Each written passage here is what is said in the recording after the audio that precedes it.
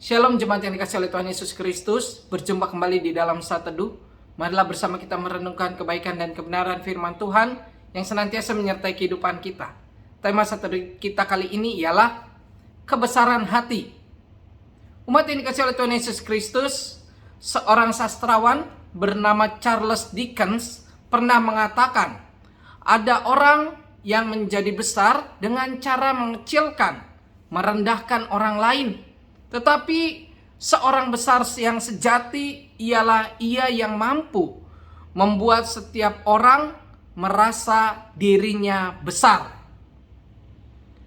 Hal inilah yang menjadi bagian di mana orang yang besar pastilah seseorang yang mampu menunjukkan kebesaran hati. Ketika ada orang-orang yang mulai membanding-bandingkan dirinya dengan kehebatan orang lain.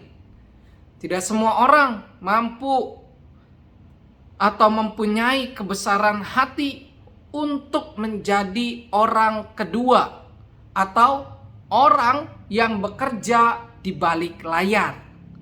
Hampir semua orang ingin menjadi nomor satu dan terkemuka. Tidak mudah memiliki kebesaran hati dan tahu diri seperti Yohanes.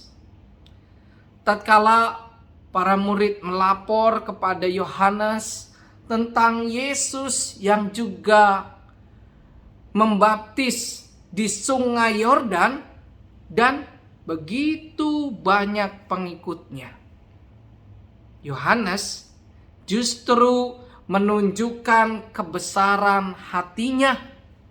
Yohanes turut bersuka cita ketika mendengar Yesus, sang empunya mempelai perempuan itu, telah memperdengarkan suaranya.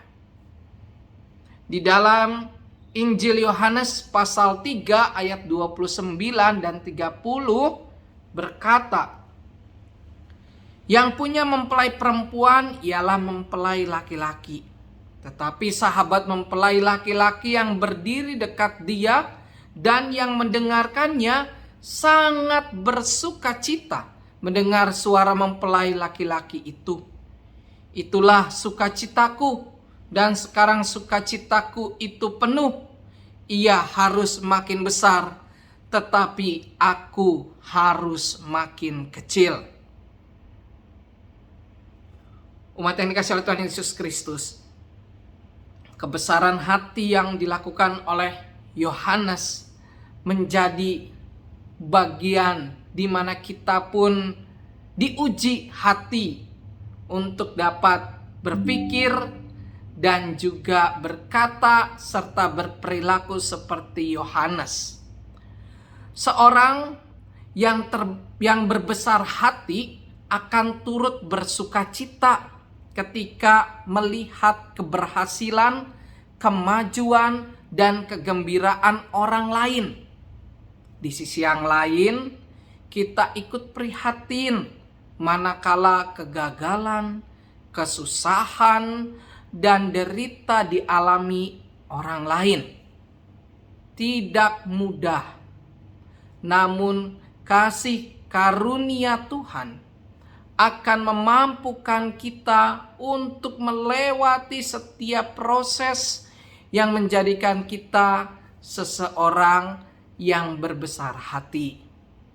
Marilah kita teladani sikap dari Yohanes yang tidak hanya bersuka cita, tetapi juga memiliki kebesaran hati dalam kehidupan untuk dapat menyatakan, untuk dapat merayakan sang mempelai laki-laki yang datang ke dalam dunia.